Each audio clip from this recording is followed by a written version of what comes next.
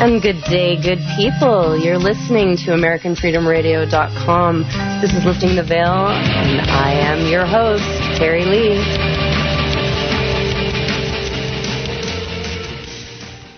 Today we are joined once again, first time on air on AmericanFreedomRadio.com, author of Way of the Weirdo, Jason Gregory.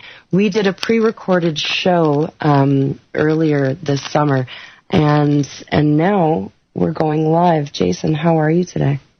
I'm great, Cari. It's early over here, but it's a nice morning start.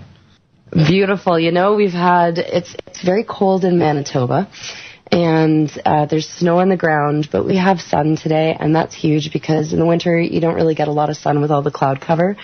So today we've got a lot of sun here, and it's a beautiful day. It's warmed up a bit, so I'm getting the evening sun and you're getting the morning sun. Quite nice. Yeah, well, look, it's been crazy weather all over the planet this year, and yeah, it's hot in Bangkok.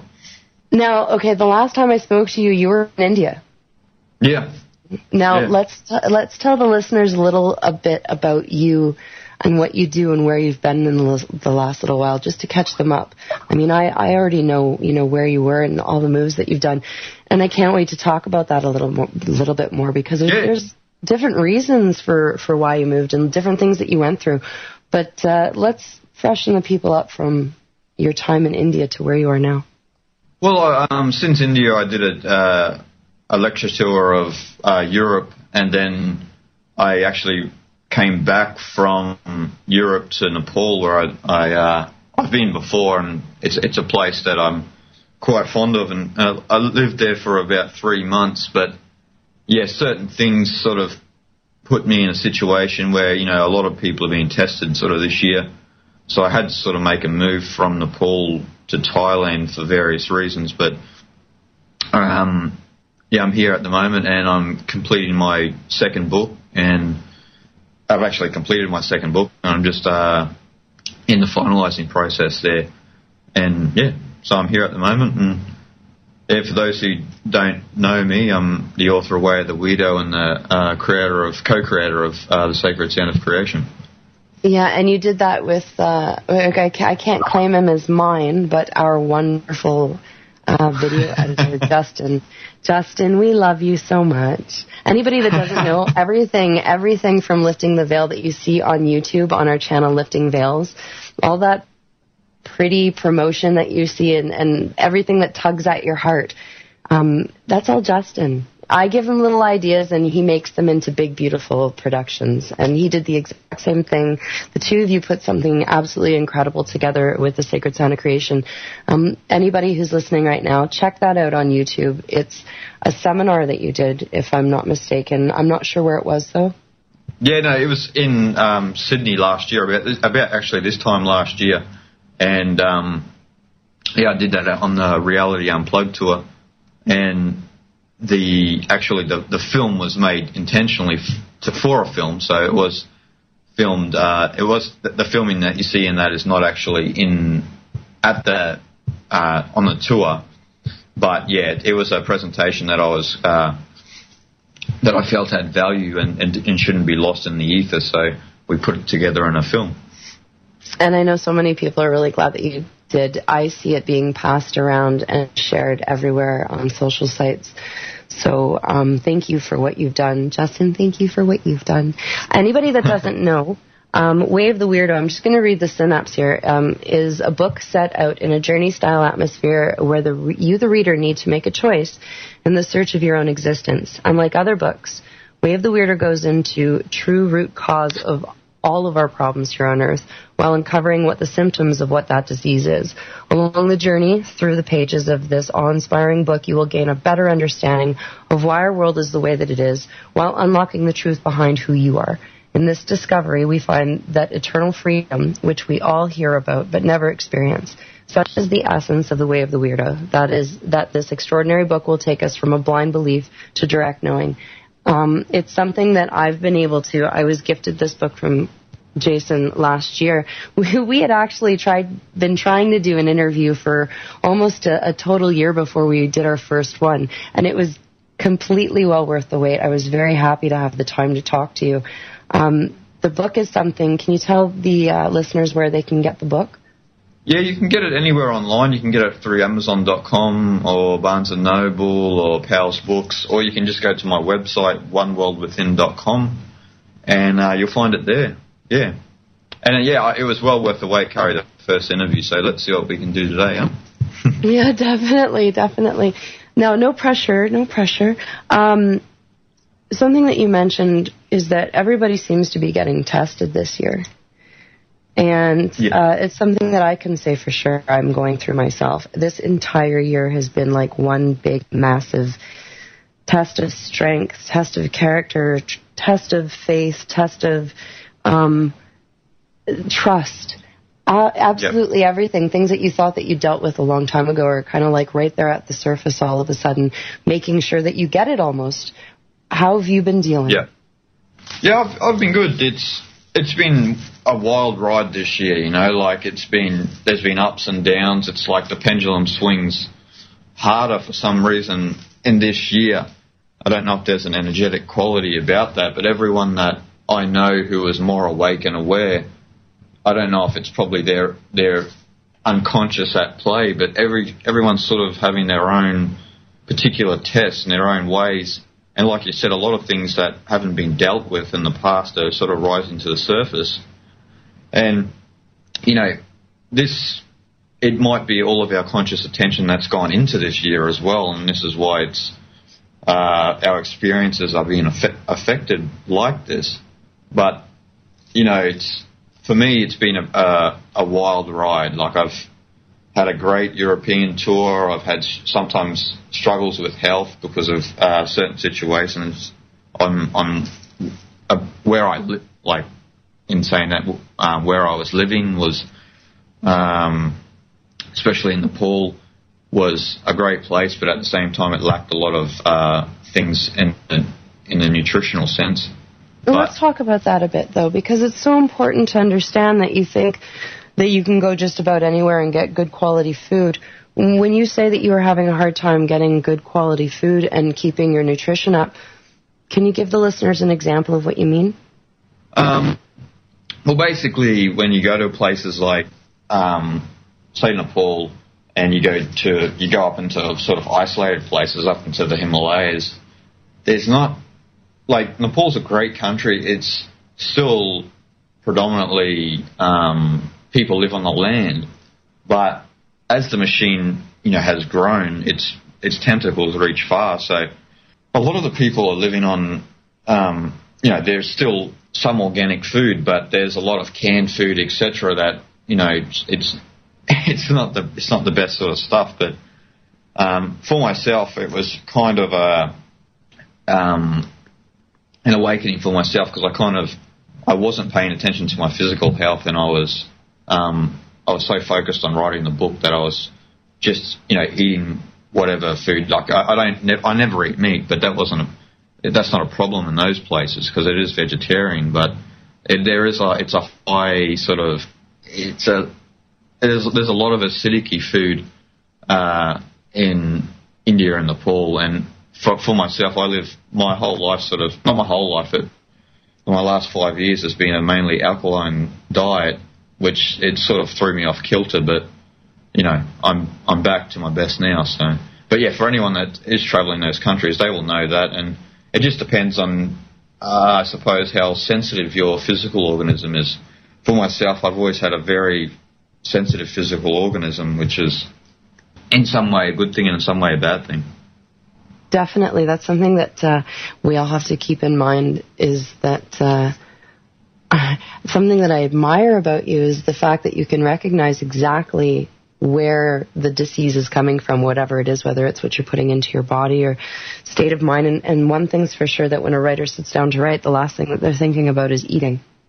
You get so immersed. It's kind of like that. It was like, when I was up there, it was like the first 2 months was sort of like, the first 8 weeks, I should say, was sort of like tunnel vision and just concentrating on the book. And, for myself, I have my own sort of spiritual practices that I do, and I guess that there was just a lot of stress that accumulated at that time for some reason. But it's dealt with now, and onward. So onward and upward. Here we go. Now the new book. The new book is something that I'm very interested in. Do we know when it's going to be in publication? And let's just talk a little bit about what it's about. Okay, what it's about. Well, we get into a lot of things. A couple of the topics we spoke about actually last time, Cari. But we can go into other deeper categories as well. But I can't give the name of the book. But actual time of publication, I'm not quite sure. I'm still in the process of organising with a publisher and an editor at this time. But as for the book itself, what I've done is because of my own sort of studies and a lot of the ancient wisdom traditions and shamanic cultures, is I've condensed the book into a modern readable language that we can hopefully, the collective can try and assimilate for hopefully for the first time, and we can give sort of credence to what their knowledge was and see if we can bring that to the forefront for the first time. Now, a lot of the things why I mention that is because in a lot of the ancient cultures they do speak about blending in with the organic sort of nature of the world and why that is imperative. And a lot of us don't really know why they talk about a lot of these things, because we just think of the organic world as sort of the physical world. So, the agricultural world and the mineral and the animal kingdom. Mm-hmm. And a lot of us do, a lot of people in the modern day, even the people who are aware, do believe that, the human being for some reason is not part of that organic world. And this kind of ties in with the Chinese philosophy of Tao and the concept of, not the concept, but the knowledge of Wu Wei, which is, we have our own erroneous projections about that in the Western world, where we think that Wu Wei means actually passivity or not doing anything, sitting on your ass, laziness, which it actually doesn't mean that at all. Wu Wei is in a sense non-doing, but at the same time it's not forcing. It's not forcing. It's the beauty of allowing. The beauty of allowing. It's trying to see how all of the forms in reality are interdependent, and trying to understand what Shangzu said by the great master Shangzu said by he could see the infinite in all things. Now, a lot of people can put that into a New Age context, but what he's saying is that, if we can, for once, for the first time in history, trust each other and trust the natural world and its processes and align with that, then our natural growth, not just collectively but individually, will happen from that. But we've never truly given that concept a full hearing, as a species, because we often hear that and we often align that with passivity or, what's that going to achieve? You know what I mean? Like, because we've got to bring certain people to justice, or I don't like the present government that I'm in, on all of these sort of ephemeral problems that people have, which they don't last anyway. And the whole idea of Wu Wei is aligning with trust and knowing that there's an organic process of the universe which is spontaneous. It's not strung out in a linear fashion. So, our problem in the modern world is that we think everything is a linear model, and this is why systematic, yeah.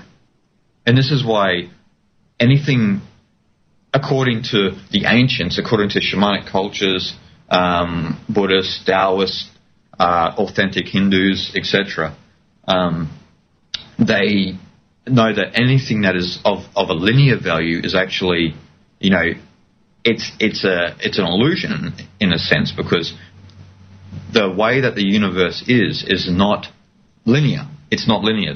If you understand the processes of how the universe works and how not even just the physical world, but the mental and the spiritual world is in comparison to it, everything unfolds. Everything's like a flower. So everything has a particular pattern to it. And what we see from a mental point of view, because of our conditioning and our upbringing as a child, is we see things, in a linear mold. So we think that things need to be corrected. We look at certain prophesied dates for salvation. We look at certain governments that need to be brought to justice. But the thing is, governments themselves, banking institutions, religious institutions, and, corporations are all, in their truest context, an illusion, because they are built on a linear premise, which that's not how the universe is. So, and this all ties in with, I don't know if you're familiar with a Russian philosopher, Peter Kropotkin. He was in the 1800s, and Peter Kropotkin spoke about natural orders and how they naturally emerge and just bring order naturally if you let them. And his whole theory was called Kropotkin's anarchy, because it flied in the face of Darwin's model and of why we have banks and corporations, etc. Because he believed that if you just left humanity alone to their... Oh, with that, we'll be back after this break. Sorry, Jason. That's right. You're listening to AmericanFreedomRadio.com. Welcome back to AmericanFreedomRadio.com. You're listening to Lifting the Veil. Again, I am your host, Cari-Lee, and today we are joined by Jason Gregory, author of Way of the Weirdo, and a new novel coming out, or book coming out this 2013. I'm going to take a fancy guess at that is yet to be titled, and I'm anxiously awaiting that, as I know are several of the listeners today.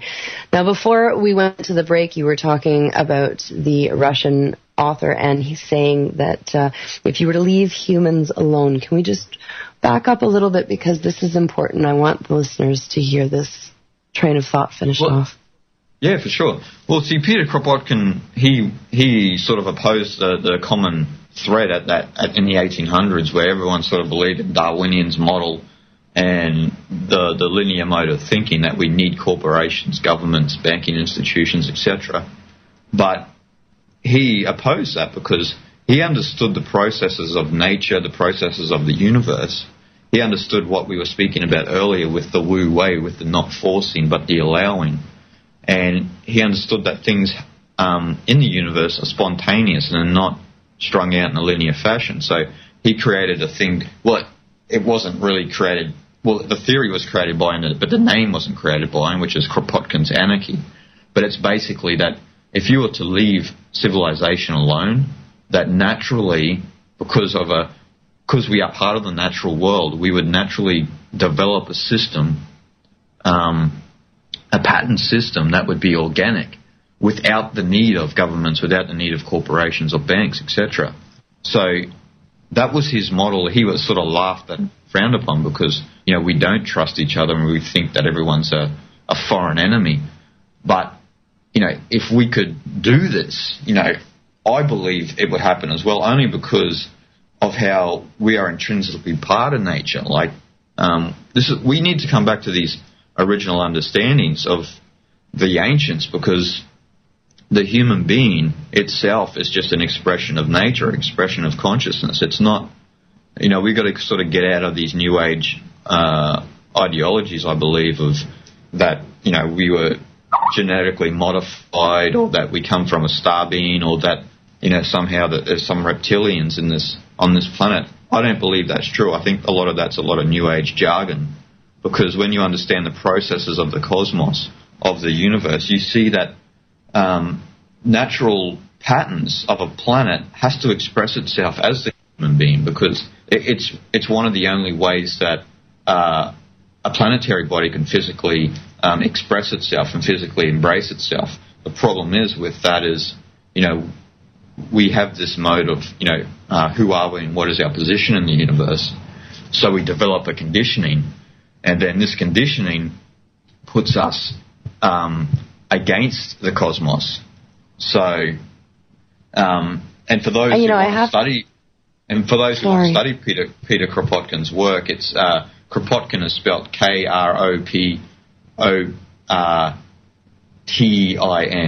I think I probably get that wrong, but you can Google him up and you'll find out his work.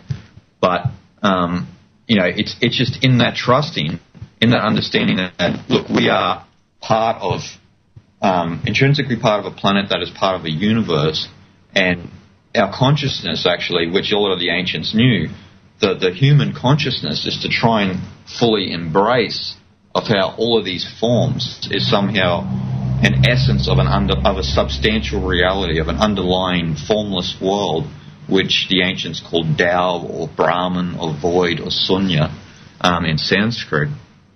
And a lot of people call it Pachamama or whatever in a lot of the shamanic cultures, but there's an underlying essence to the world of forms.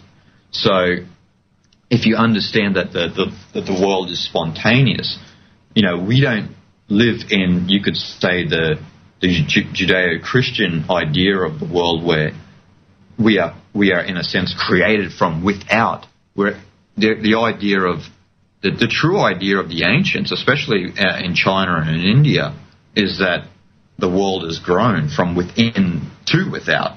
So there's no difference between the within and the without, but it's grown like a flower, like how a flower blooms. A flower is not created from without. A flower blooms from within.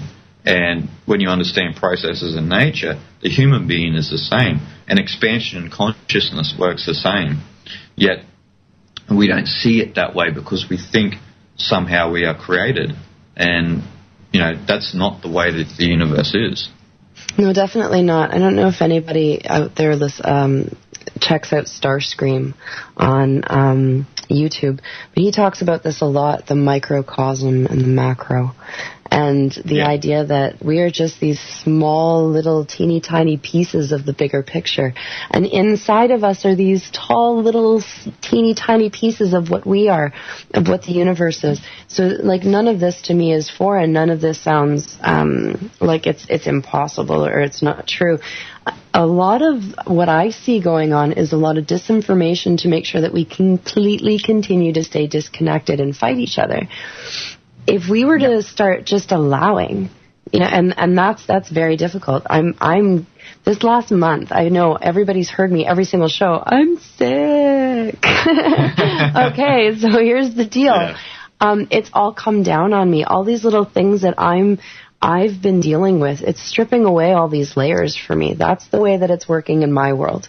That's how my body's, and everything about me is telling me to slow the heck down and see what's unfolding before you and stop trying so hard.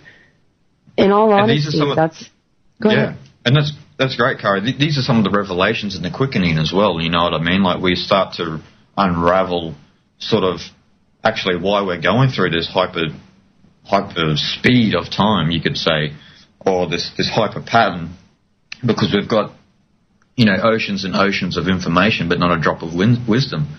So we've got so much information. That's, in a sense, what makes the time accelerate so fast, because, our conscious experience and the time that we experience, they mutually arise together. There's actually no difference between them. So, the more information that we are thirsty for, the faster time is accelerating. You can actually visit. Sorry, you go. We should be asking for everybody's asking for the wisdom. We are. Tell me we're not. Everybody on the planet is screaming out for wisdom or for knowledge, but not the wisdom to know what to do with it. So we're faced with all of this knowledge, right in our faces, but it's the asking of, okay, give me the ability to have the wisdom now to know what I'm supposed to do next. Exactly. And the problem is that because we've built such a highly intellectual society, we only really stimulate the intellectual brain. We don't really stimulate the emotional brain and the heart. So we have an undying thirst for information, and a lot of the information we're looking at, again, is overanalyzing the situation, bringing us more into the detail, sort of what I call the warrior's state of perception, not the sage's, where you're so caught in the detail, you get into a state of confusion, or you want to fight certain implements. You get far away from the knowledge of what we were talking about earlier, the Wu Wei of the allowing of the universe to take its course, and you aligning with that. Because, we're sort of not taught these modes when we were a child. We're sort of taught that, Cari, you go to school and, you make sure you're successful, and all of these things we're taught in such a systematic way, and it doesn't align you with actually what the universe is doing. It's sort of putting you in against it. So we're actually taught in its truest sense that we're separate from the cosmos. So because we have this mode of perception that we're separate from the cosmos, what's the natural result of that? It's that we try to lord it over nature, and we're all savvy to the destruction of the earth. In my personal opinion, the earth can never be destroyed because it's a self-correcting system in that sense. But, so is the human organism as well. But, we've got to fully embrace, I feel, the idea of not forcing ourselves upon anything. But again, that begins with the individual. That begins with the true intuition of it, the true understanding of it. The problem with all of us is our conditioning gets in the way, because we find these prickly situations and we feel, wow, like I can't really just let this go because it's a situation that's just, it just keeps coming up. And the whole thing is just let it go, because it's a pattern that's dying. So the more you try and feed it, the more it survives. And this is the whole thing this is a beautiful thing, actually, I find, with the revealing of certain forces on this planet who have kept civilization down, opposed to the conspiracy movement. Because what I see is a process of sort of revealing and falling away is what I see. But, as we are intellectual animals at the moment, is we see the tyranny and we go, well, wait up, these guys have got to be brought to justice.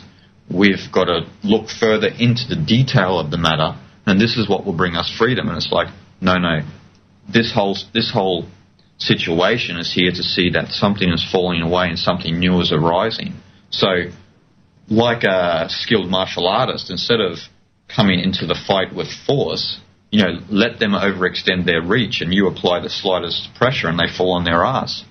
So, this is a metaphor for all situations in life, actually.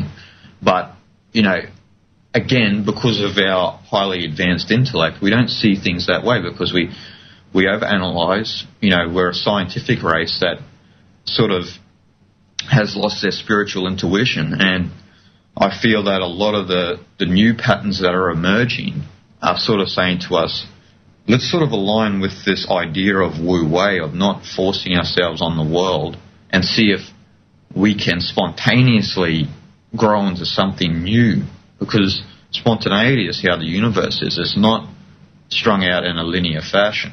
So this is the great work that we all need to do on an individual level first, because it's the individual who's going to change the whole. It's not the Occupy movement, or it's not the Zeitgeist movement that's going to change anything fundamentally, because if the individual hasn't changed, then what's going to change in the new world? Because they're just going to bring the same mode of consciousness into play. And at the moment, the majority's state of consciousness is a separate mode of consciousness, because we see definite forms. We do not see a world of ocean. We do not see waves rising and falling.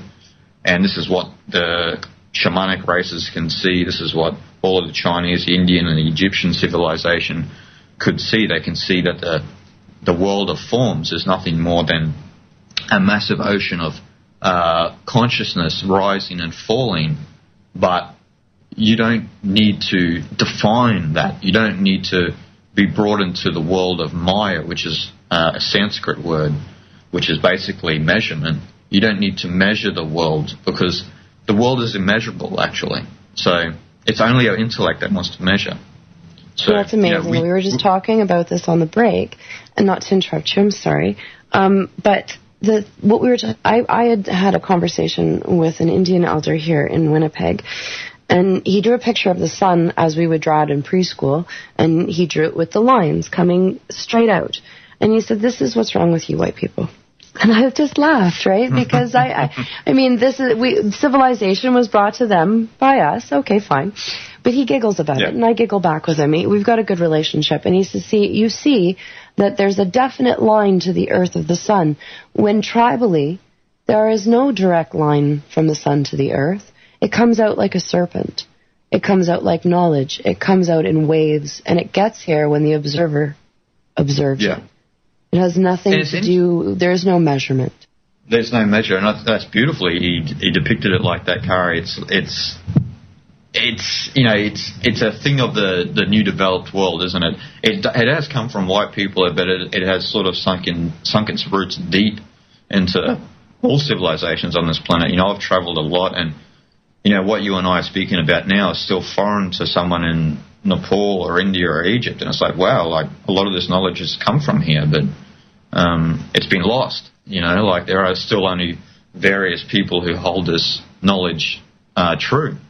But if we can sort of get out of that linear mode of thinking, which I don't know the answer for that for anyone, because it's their own internal work that they need to get to, but that's when you can have the sage's perception. You can see that all of this reality that we experience is a pattern, is a beautiful process.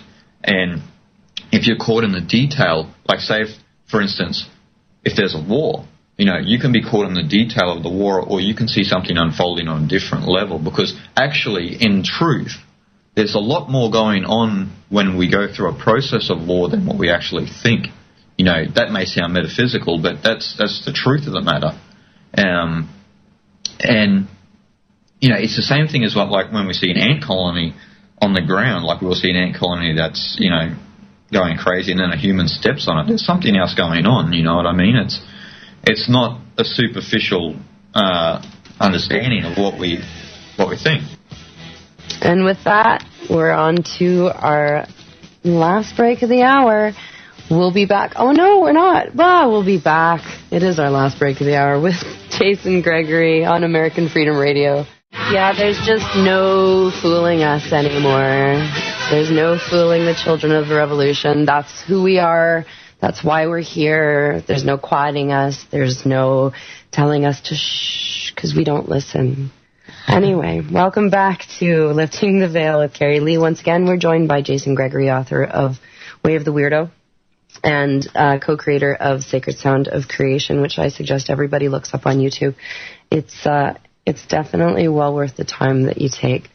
Now, Jason during the break and Jason and I during the break were talking about the ancient ways. And the idea that, and this has been the topic of discussion through the show, is that we're going back towards what we used to know. And something that I was saying is that I can feel that I have been teetering between both worlds in this. I'm going to be like, the big grand guinea pig here and let you all in on what's going on with me. I find myself constantly struggling with what I know is right. And this sounds like a very childish thing. And then the ego that tears me into wanting to keep certain things that I know aren't good for me or aren't serving me well. The idea of letting go is something that I myself am learning daily. Being as true to myself as possible and not trying to force things is something that I'm really combating with. I didn't realize just how strong my own logical control issues were. The ways that I deal with it are combating it by actually accepting it for what it is, seeing it for what it is, and dealing with it, and not trying to pretend like it doesn't exist and it'll go away on its own or that I'm above it. I don't know, Jason, if you have anything you'd like to add to what you've done and what you do in your life to try and get past these certain things so that you can live more peacefully? Well, the key word that you said in that, Cari, was control. It's the intellect's developed on a mode of control. So we are an intellectual civilization. When we talk about the intellect, the intellect's neither good or bad. It's an innocent victim as well, but it develops the ego. So it develops the conditioning, it develops the idea of who we are. So, all of these ephemeral titles like Cari's a Canadian, a woman, a feminist or whatever. I'm not saying you're a feminist, Cari, but I'm just saying I'm using these as categories, like as what the intellect does. Now, what this does is, as soon as you have a system of conditioning, is, okay, now I can control the situation. And it's like the ancients, what they do is they go, well, they look to the heavens. They look to the way that the planet moves, how other planets move, how the space between that exists, and they look to their own experience, and they go, well, no matter how hard you try, they have a laugh about it, because they go, no matter how hard you try, you can't control your life. It just can't be done. So the whole purpose, we hear this a lot in a lot of the New Age doctrines where, you've got to let go, you've got to let go. But in the truest context, when you come to this situation, you don't have to let go, you just let go, because there's nothing you can do about it. And this is the whole understanding of breaking the ego apart. It's not that you destroy the ego, it's almost a deflation of the ego, because even the ego itself sees that no matter how hard you try, you cannot control your experience. Because, we could say that, we organise this interview. Certain little things can be organised, but every day there's always something spontaneously will pop up that you could never have calculated. In a million years, you couldn't have calculated that certain situation was going to happen. That's either going to bring you into that moment so strong, or you're just going to be able to see it from an objective state. So the whole thing that we need to do in the modern world is we need to get out of the idea that we can control this planet, this universe, the neighbour down the street, my dog in the backyard.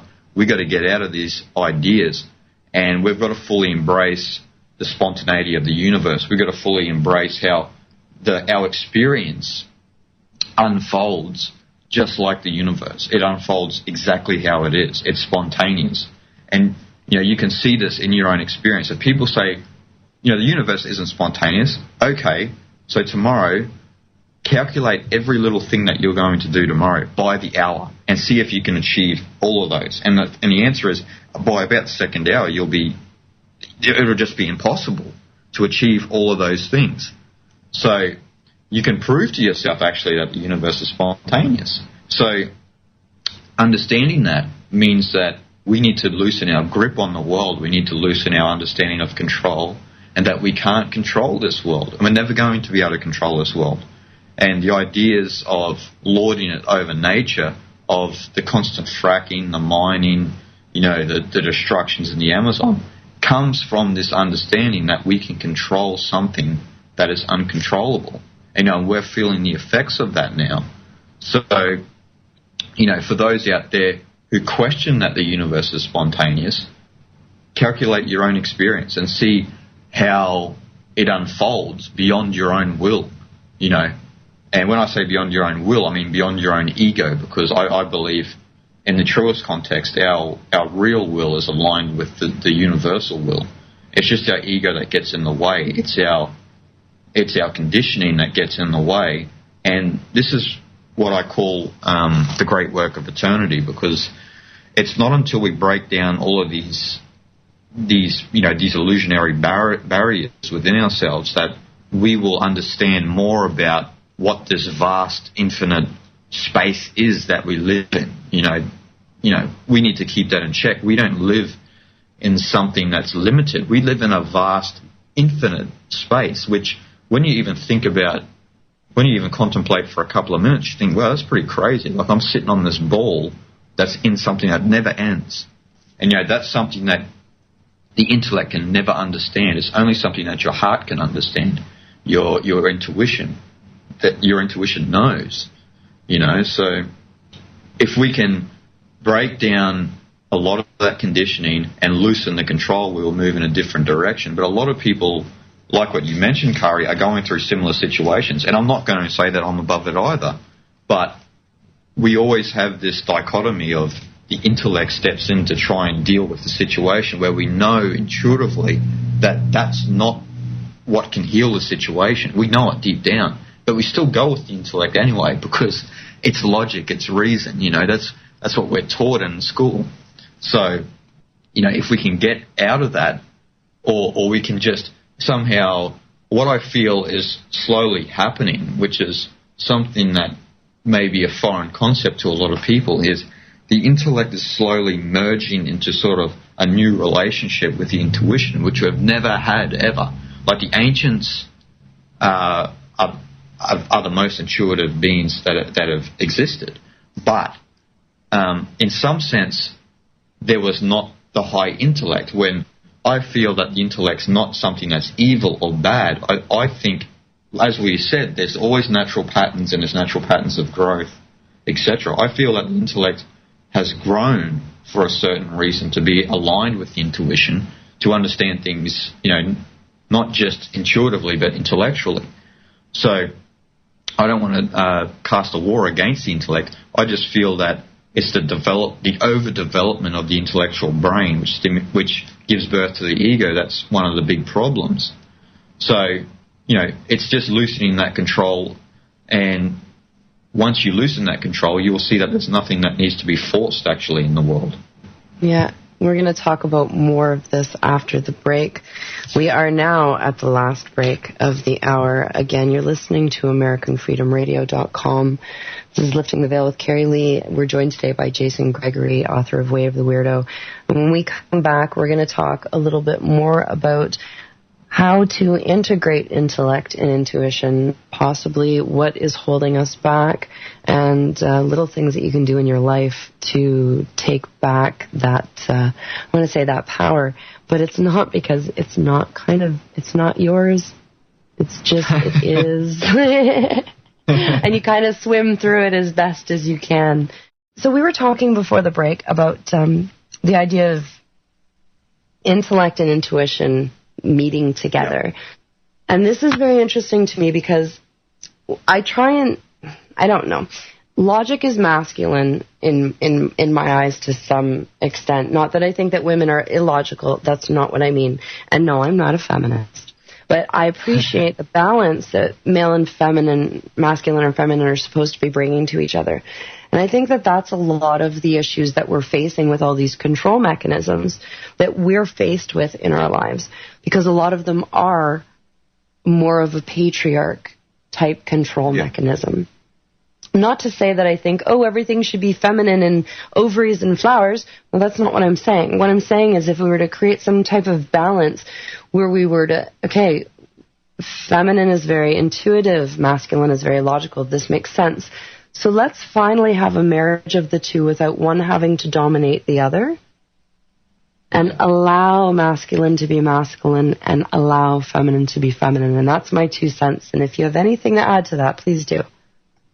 Well, it's interesting you said that, Cari, because it's a thing we're going through, a process we're going through collectively at the moment. Because, in truth, getting away from the physical identity of a female and a male, the principle of the intellect is masculine and the principle of the intuition is feminine. That's just the way it is. So obviously in a female they would have more receptors open for intuition, and likewise with the male with the intellect. And this is why when a lot of males are profoundly moved by spiritual teachings or profound knowledge, they become a very graceful sort of man, you could say, or they are not feminine in the physical sense, but feminine in just in their consciousness. You see this. They're open, yeah. And what we've built a whole civilization which is only developing the intellectual brain. So we even see women who are striving to be male. We see this sort of misidentification in the world. We see this a lot in the corporate world, where a lot of women strive actually to be exactly like a man. I'm a man myself, and I would like to give the advice. to a woman to say, just remain a woman. Men have got enough problems. But we built a whole civilization that's only developing the intellect, and that's why it's a masculine-dominated society. Putting aside the physical aspect of a male, it's a masculine-dominated society, and by me saying that, means it's built on force. It's built on logic and reason. It's built on you need to look at things in a linear fashion. See, the linear model relates to the masculine, and the pattern model relates to the feminine aspect. These are just principles of the whole universe. This is the way that the cosmos is. There's no debating this. This is just how it is. The masculine is active or creative, and the feminine is receptive, which doesn't mean, again, passive in the passivity way. It means that the feminine is its natural trait is humility. It's not force. And this is the whole new dichotomy that we're coming into, because we've built a society built on force. And when you understand that you cannot control any situation, that means you're receptive to experience. And see, the receptive quality of the whole cosmos has been suppressed for thousands of years. And the human expression of that is humility. And this is why in all of the ancient scriptures, especially the Tao Te Ching from China, Lao Tzu always talks about how humility is strength in a very flowery language. But when you understand that, when you explore your own experience and you throw control out the window and you don't throw the intellect away, but you sort of tame it, you see that when you align with that receptive principle of the whole cosmos, the feminine principle, you'll see that your humility and the way that you're open to every situation, and I mean every situation, that there is a power in that is beyond an intellectual scope. So, a lot of people say that is the dharma that's working through you, or te in Chinese, or, somehow you've merged the individual and the divine will. These are all ideas, but there is that power in that. There is that merging of something that's greater than you, but you're not apart from that. And again, this is just a connection between the masculine and feminine forces within the being, because the self, the aspect of the self is, and I mean the true self here, the deep down you, the eternal you, is masculine and feminine. That's just the aspect of it.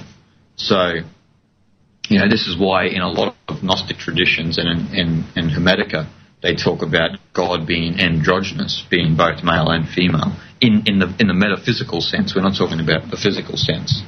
So, this is the only thing that makes any sense. It's the only thing that makes any sense. The idea that the Christian Bible or any religious text that would even begin to say that, from man's loins sprung woman, or anything of the, I'm not saying, I'm just, being a fool right now, but I mean, in all honesty, is just, it goes against nature. It is directly against nature. It's directly against nature. See, the problem that we do in the modern world, and when I say the modern world, I do mean in the last 2,000 years, is we look at a lot of these religious truths. Now, I want to say religious truths because the only reason religion has gone out of context is because we misinterpret it, terribly misinterpret it. What we do is we read these scriptures and we anthropomorphize the characters within scriptures. So what I mean by that is we give them human qualities. So, when people think of God, they give God a masculine quality, a male. And, for me, it's kind of crazy. What I see in the religious scriptures, and this is sort of getting away from the physicality of the world, is that when they speak of God and nature, they speak of actually masculine and feminine. You can't have one without the other, if you know what I mean. You cannot have one without the other. It's like having sound and light, or sound and matter. What do you have when you have sound and matter? When you have sound and matter, it creates patterns, it creates forms. So, the problem in modern civilization is we misinterpret a lot of these things. We give them human qualities. And, I know people who are in the Christian tradition and who are in the Islamic tradition, the Judaic tradition, even in Hinduism. You'll see the most crazy understandings of their religion because they give them physical qualities. Like, I've spent a lot of my time around the Hindu religion because I've spent a lot of time in Asia. And the way that the woman is suppressed in places like India and Nepal is a travesty. They still, in some places in Nepal, if they have a female as a child, there's still some places where they cast that kid out of the family. They're gone because they're not a male. There's no strength apparently in that. And see, these all come from a physical understanding, a physical misinterpretation of actual scriptures that are meant for transcendence in the metaphysical sense, like transcendence in the sense of that you've got to get out of your conditioning, out of your ego. So, these qualities that the female is not an aspect of God, it's just, that's preschool to me. That's training wheel spirituality. That's something that we're growing out of. And, when you understand more of the esoteric understandings, if someone delved into, say, the Hermetic philosophy or even Gnosticism, Gnosticism was the early Christianity before Christ. They talk about God as androgynous. Now, their understanding of that is aligned with the Chinese understanding of the creative and the receptive principles of the I Ching, the first two hexagrams.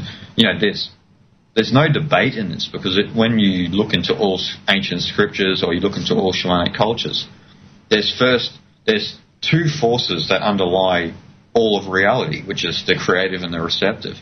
But there's not one before the other. They both mutually arise. And this is what all spiritual traditions, especially in the New Age, get wrong because they think that the masculine or God is created first and then somehow the nature is born. And it's like, no, that's not how it works. They have to both mutually arise.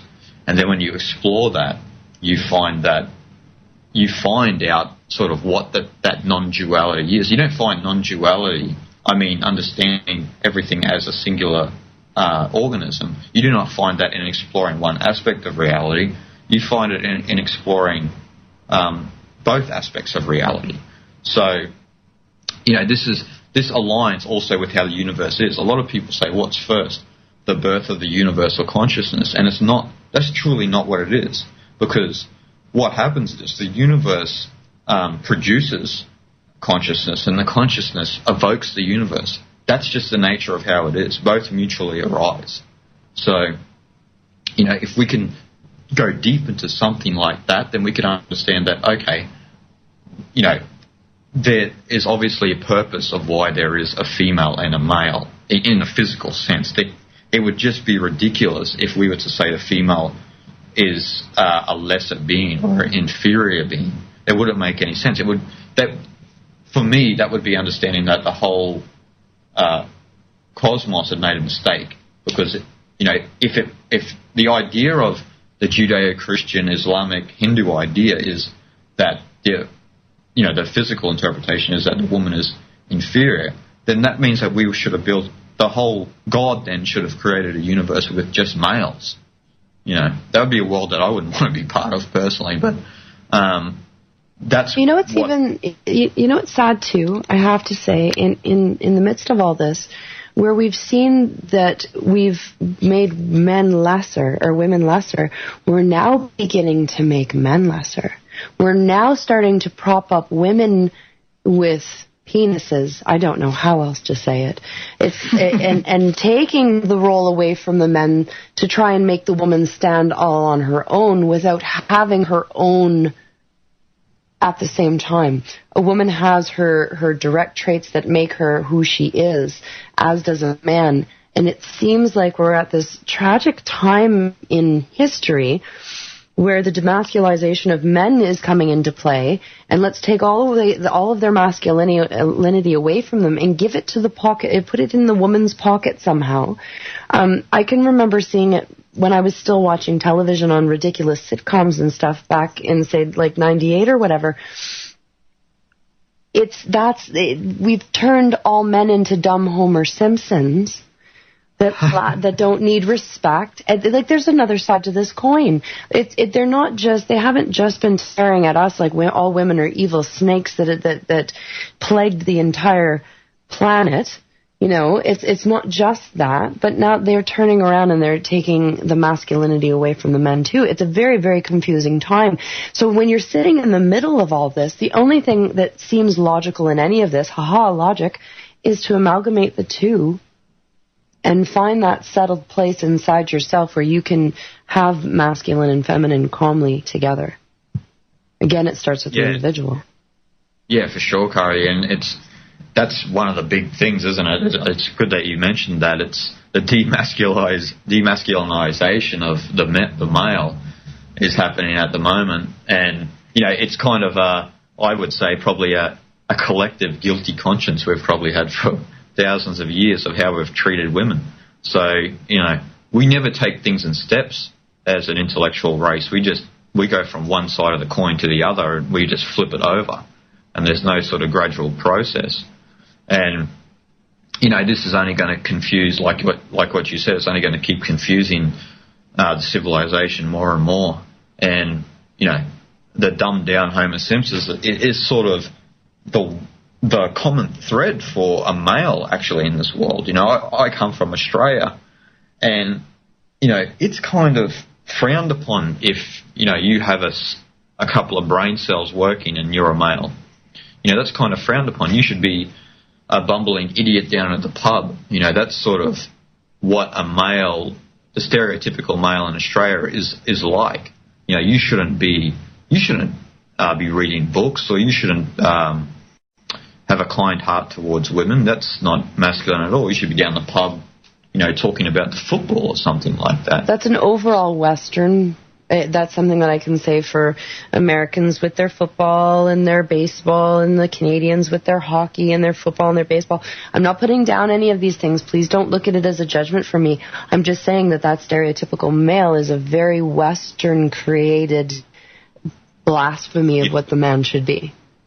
Exactly. And you see, it's a very disempowering paradigm, because, you know, you can look into the eyes of, say, a male who is like that, and, you know, we all know intuitively when you look into the eyes of someone if they have some depth in their own being. And what I mean by that is they know more about themselves, more about the universe and their relationship to it, or if they just know the superficial reality.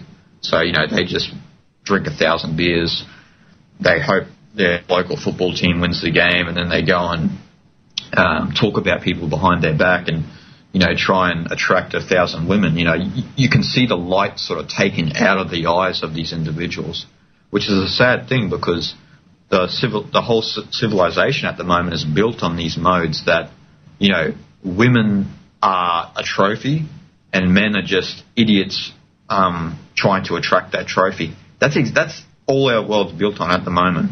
So you have the women who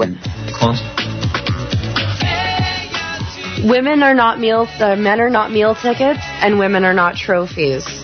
We'll leave it at that for now, and we'll be back with Jason Gregory on Lifting the Veil with Cari-Lee on AmericanFreedomRadio.com. Welcome back to Lifting the Veil with Cari-Lee on AmericanFreedomRadio.com. Once again, Jason Gregory is with us today, author of Way of the Weirdo, and we are talking about all things masculine and feminine and balancing out things and accepting and allowing and not just sitting on your arse and waiting for things to happen, and being the change that you want to see yourself before you expect it to be out there before you, and all kinds of good stuff. So, we were just talking about the masculine and feminine, which I think is a very important thing. We were talking during the break how it was very interesting how Jason, you were talking about the feminine, and then I jumped in and was talking about the masculine.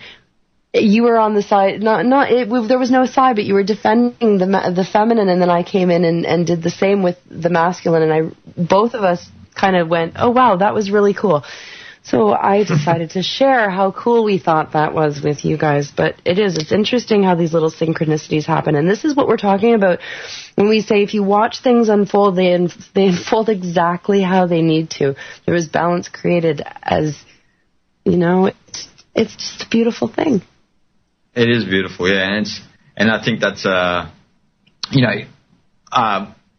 this is going into support the feminine again, but, seeing those synchronicities is sort of aligned with the feminine principle as well, because the masculine will always pass off such synchronicities because it's beyond logic. So, that's something of the intuitive sense. So, a lot of us are aligning with that sort of that unfolding in our experience at the moment, which is very important because that'll lead us to different places in this world.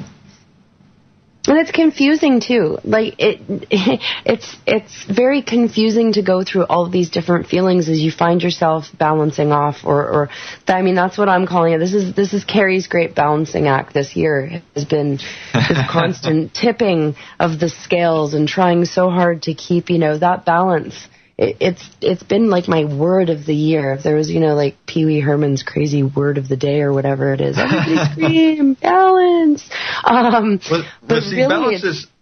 Balance is one of the beautiful words, actually, because it's not until we understand balance fully that we even understand what enlightenment is, because, we often give something like enlightenment or evolution a linear quality because we think that it's something to achieve or something to attain.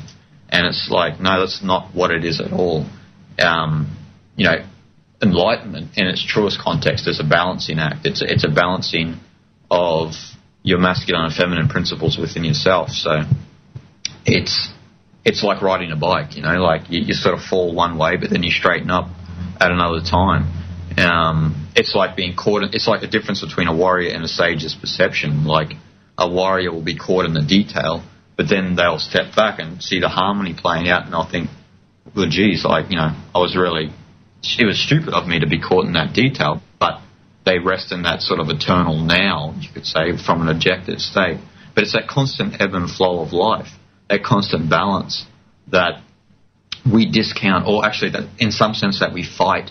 But the thing is, as we are human beings, that's an intrinsic part of us. We cannot escape that. We cannot escape the involution and the evolution of perception or the expansion and contraction of consciousness. We will never escape that because that's intrinsically part of us. It's all that the sage does, all that the enlightened masters do is they resonate more on the higher harmonious level, while the others who sort of fight their imbalanced life are stuck in the detail. So. No, definitely. We're constantly stuck in the detail. Sometimes I feel like I'm warrior and sage fighting with myself. I have the sage sitting there on one side of my shoulder, warrior on the other side. It's not angel devil, It's that warrior that wants to get stuck in the detail and get stuff done, and it's the sage sitting there going, you know better than this. And then, and really, and that's a good place to be. Once again, we're trying the balance. Exactly. And we've got to understand that, like what we were speaking about before the break, we were talking about how the universe mutually arises. Everything is mutual. It rises, everything has its duplicity. And the problem we have in a lot of spiritual traditions of the modern days, we think that things are found in just one category and they're not found in the duplicity of life. And the whole thing is it's found in the duplicity of life. And this is why in Buddhism they say that you need actually a union of nirvana and samsara. These are Sanskrit words. Nirvana is the meaning of liberation, the meaning of an individual who is liberated from the world of separation. And samsara is basically the world of separation, is sort of the wheel of life, of birth and death, something that a lot of human beings never escape. Our experience is constantly bound to this detail. So why they say you need a unification is basically because of the understanding of what Buddha had, was that all life mutually arises. So he understood that you could not have nirvana without samsara, and vice versa. You cannot have samsara without nirvana. And when you explore that at its depth, you will see that that mirrors qualities within yourself, because, you know, I've been around a lot of people of varying schools of spiritual cultivation, and especially in Hinduism with yoga and the Advaita realm, which is non-duality, and they always find themselves in a prickly situation where they think that they need to ignore their mind and even their physical body. And in doing that, you've already fragmented the world into duality, because you're implying that the mental and physical realm do not exist. So you've missed the point, ultimately. You're eating the menu. You're not eating the meal. So this is the problem in a lot of, especially modern schools of spiritual cultivation, because, again, we've got this concept of forcing ourselves upon the world instead of allowing it to happen. So when someone gets into the realm of, say, hatha yoga, and when I mean by hatha yoga, I mean the yoga of practice, where you stretch the body and you feel the prana or the chi move through your body, or even qigong in Chinese, people get into these realms where they think that they can force themselves upon the universe to gain enlightenment, and it's like, you've missed the point again. You should only be doing yoga or meditation for the very purpose of just doing it, like how you eat food. It shouldn't be a mode. You should not be meditating to achieve a goal. The whole idea is to let go. The whole idea is to understand what we were talking about, is that you can't control the universe. So if you are meditating out there to gain enlightenment, then you've missed the point. And this is what a lot of schools miss. But the masters know, like, you know, you could go to a Zen monastery and the masters know that, you know, they see the student and they know that they're there to try and force themselves upon God, you could say. But it's never going to work. And usually, but the funny thing is, I think we talked about this in the break, Cari, where you sort of need the intellect and intuition, because the funny thing is, you need to go through that experience of doing all the hard practice, all of the hard spiritual cultivation, getting up at 3:30 in the morning and sitting for 4 hours till your legs are just about to break off. You need to go through all of these experiences to realize what Buddha realized, because Buddha himself went through all of these ascetic practices. And then he sat under the Bodhi tree and finally took a milky soup from a young girl who was herding cattle. And then it came to him, because he let go of all of what he was trying to control, and he was even trying to control his own realization, so his own self-realization. So if we can fully, you know, understand that, we won't impose our will over anything, actually. We won't impose our will over our meditations, over our experience. And, you know, it's only because a lot of spiritual cultivation has come, it's only been popular to the Western psyche for the last 200 years. We're still only working it out.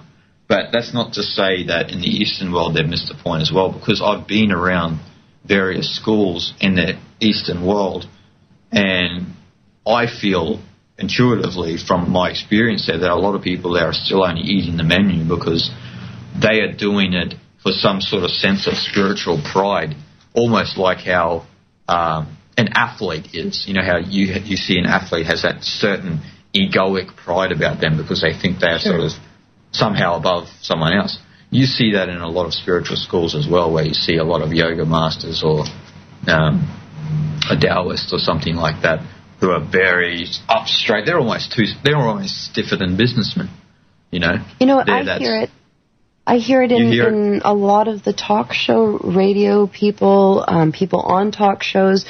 I listen to as many as I can, as often as I can, which is very complicated when you're trying to detach as much as I am. But the thing that I see is that a lot of us, some of the best radio shows are coming out of people that haven't got a clue and that don't pretend like they've got the answer, and that, or even say that they do. It's that whole idea of you see Buddha on the road, kill him.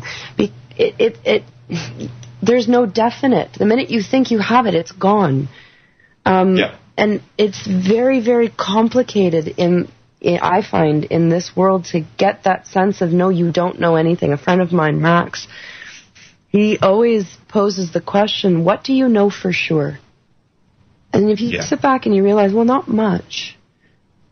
You know, no. It gives yourself the ability to allow yourself to let go even more. And this is why I said in the Sacred Sound of Creation, the journey is the destination, because, you know, your life is a pattern. There's no definite goal, you know, and this is what we need to work out. And like you said, you can't control your particular goal. You know, it can't be done. And the more knowledge you accumulate, you work out it's still. You know, people will do this because people will research something for their whole life, but they'll realize that they've never really attained what they were after. All they were doing was accumulating more information. I'm not saying information is wrong. I don't want to split anything into duality, but what you will find is if you explore enough information, you will keep understanding that what you were trying to achieve, in a sense, is unachievable.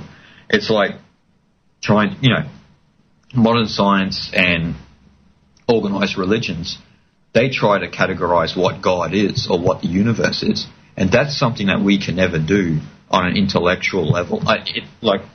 Many people may disagree with me, but you will never understand intellectually what that mystery behind all the forms of life is, that substantial reality. You will not categorically know what that is. You may intuitively know and feel that there's something else because you can feel it deep down. But you are not going to intellectually understand it like what science is trying to understand. It's not going to happen. And see, that's one of the biggest humbling effects on an individual, because when they understand that, I'm never going to be able to understand the totality of my being here in this world, why I'm alive, is a pretty humbling effect. All that you can do then is enjoy the journey, enjoy the process. Learn along the way if you want, or unlearn if you want. It's up to you. It's not for me to tell you what to do. Usually, if you want to unlearn, what I've found and what I've concurred with other masters is that when an individual begins to unlearn, or they start to shed their ego or their conditioning, new knowledge arises. New knowledge meaning knowledge of wisdom arises, that they need to learn more about themselves, and that's a process that we all go through for our whole life. You know, I'm not going to say to anyone here today that I'm living my life to reach a particular goal of enlightenment. That's absurd. That's not why I'm here. I'm here to enjoy the process of my life, the pattern of unfoldment. And when you understand that, you enjoy that process, that pattern of unfoldment, the more that you come into the present state, because there's nothing to achieve in the past or the future, actually. So you live more in a condensed, spontaneous reality, because that's where it all is. Yeah, it's totally what you're saying. I'm kind of in awe here, because as Jason's talking, I'm able to relate to my life. And this year, starting last year, my husband left his scheduled work. I don't know how else to put that. Like, he doesn't work on a schedule anymore. My children are no longer in school. My daughter for 2 years, my son for 1. The idea is that we've been unschooling them and trying to unschedule each other this entire year. This is something we talked about in the break. Doing this it's scary, it's not easy, but it's something that we had to do for our family. We couldn't make any more excuses up of why we worked the 9-to-5 jobs and held the mortgages and what, all of it. None of it was making any sense anymore, so we kind of divorced ourselves from those things that weren't doing right for us. And what happened was other things came in to take their place. John always has some type of work in order to provide food for the family. We don't go without. We have wonderful friends that have turned into soul family that are around us, supporting us in a way that I've never had support from anybody before, not even family. And that's not putting my family down. It's just the dynamic that I was surrounded with back home. Being brought out of my comfort zone, out of Ontario and now living in Manitoba, all of these things were a way for me to break my scheduling in order to allow. Exactly. Let's talk about more of this after the break. Before the break, I was telling you about the way that my family's life has been. I'm going to say the same thing I said to Jason on the break. I'm not doing this to say, hey, look at me, look at me, look at me. That's not what it is. It's like okay, we're saying, you don't have to. These are the things that you could do to make things better. And so if I show you an example of how we've been changing our lives, then you can say, okay, well, then you're not just saying it, you're living it. Because a lot of times you'll find people say, well, live it and then come talk to me. Well, we have been disassembling our schedules, lives for this entire year, honestly, for the last 3 years, but like really hardcore this year. And it's true. The synchronicities follow you. The universe opens up for you when you're receptive. Now, I'm not saying that we've been receptive this entire time. We keep banging our head against certain walls, but it's getting better. It's getting easier. We're becoming more open as a family and proving that change does come within. And it's very, very tumultuous, and it's very difficult, and it's not easy. But those greatest changes take sometimes the most suffering, because you have to let go of some stuff that's pretty heavy in order to be able to move beyond them. And some of us cling on to some of our programming really tightly. I'm one of them. I don't even realize it half the time. But again, we're with Jason Gregory, and this show isn't about, me trying to, glorify my life, because that's not what it is. But I just want to set the example that this can be done, and it's not perfect, and it's constant every day it's the journey. It's not the destination. Yeah. And it's, with what you said being the example, Cari, it's good because, I don't think your example is different to anyone else's life, actually, because we do stumble, we do run into a wall, and then we sort of dust ourselves up, and often we keep moving, because the ones who are truly letting go, all of the weirdos out there, are learning I think, the universal understandings of the pleasure and pain principle, actually, because, we've built a whole society pursuing pleasure. And, that's what's got us in trouble, because our pursuit of pleasure is based on our conditioning. So as soon as you've done that, you've imposed your will upon the other world. This is why we have wars. This is why we have injustice around the planet, because we are pursuing pleasure attuned to our own conditioning and not understanding that actually pain is also a part of the cosmos. So when an individual begins to let go, what do they experience? Immense pain. Pain psychologically, even physically sometimes, and spiritually. And they experience this pain because it's needed to grow. You need to have painful experiences to grow. That's just the way it is.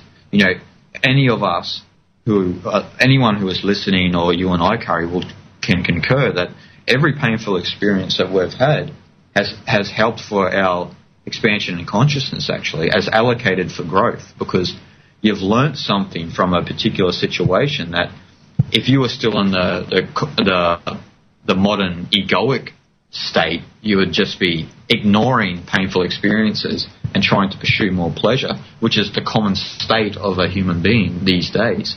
And this is what's got us in immense trouble. And, for those who are letting go, like yourself, who are stepping away from a machine which is a dying pattern, is understanding this pleasure and pain principle more and more in trying to achieve your natural state, because nature itself concurs to the pleasure and pain principle. Flowers have great times to bloom, but then they may go through a thunderstorm.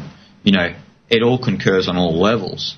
And the more we, as a civilization, step into the new paradigm, the new pattern, which I believe is emerging, which is the original pattern of all organic life, which is self-governance, then, to break away from something we've been so dependent on for so long is going to have a certain amount of pain, because we need to go through that to be able to self-govern ourselves. That's just the way it has to be. You cannot step out of the machined way of life into a beautiful Zen garden with a beautiful mansion off in the middle of Manitoba in, a week. It just can't happen. That wouldn't make any sense. There'd be no journey, no experience in that. So there has to be elements of pain in the experience to understand more about yourself, because we are all unraveling our own identity, in the sense we're unraveling our own consciousness to understand more about ourselves. And we truly have to understand how we are part of that natural order of the universe. That's just the way it is. And a human being is not apart from that.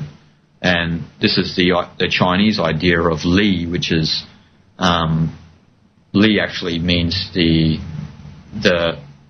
grain and wood and the fiber of jade, which basically just means that the underlying essence of the cosmos is the same through all patterns, and all patterns are self-governing. So when we align with that, then you'll know even more and more about who you are in your relationship to the universe.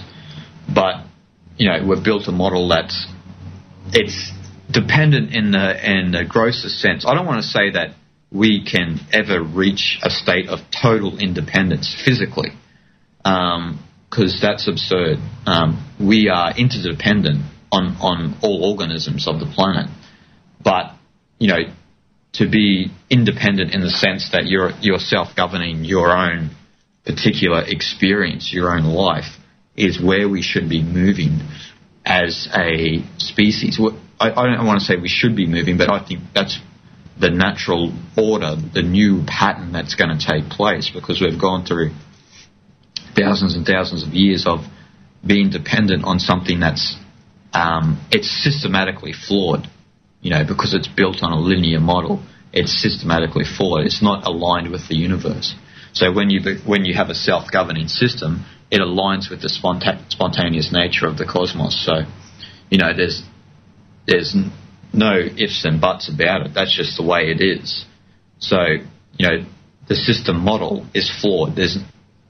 We don't need any more wars or any more market crashes to understand that. So the individual itself can't in a sense, it can't just intellectually do it. That would be sort of a cop-out. They have to be naturally impelled within to understand this natural process of their life aligned with the universe and in a self-governing way. So, I feel yourself, Cari, and me as well, have been going through this process for years, because I'm a good supporter. I'm a strong supporter of getting back to sustainability.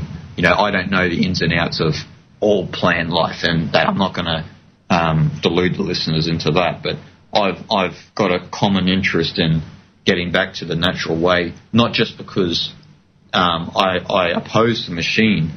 It's not because I oppose the machine. It's because I just know that that's just the natural order of how things are going to be, and I want to align with that. And I think that that's something that we talked about on the break, was a lot of us are just compelled to do this right now. We're intuitively being drawn that way. And I'm very happy to call you a brother in this. And I'm incredibly happy that you came onto the show today. And just before we head out, can you tell the good listeners all the wonderful places that they can find you and how to contact you? First of all, I want to say thank you too, Cari, and you're truly a sister, and I appreciate everything that you're doing. I mentioned it actually on a couple of shows recently, that I feel that a lot of the great work that's being done individually and collectively is on the grassroots level. Actually, I feel it's in the people who are accessible, the people who have a kind heart and a kind ear for the average Joe, where I don't think you can find that in a lot of the mainstream arena. I think it's in the grassroots that things are changing. So thank you for all your work.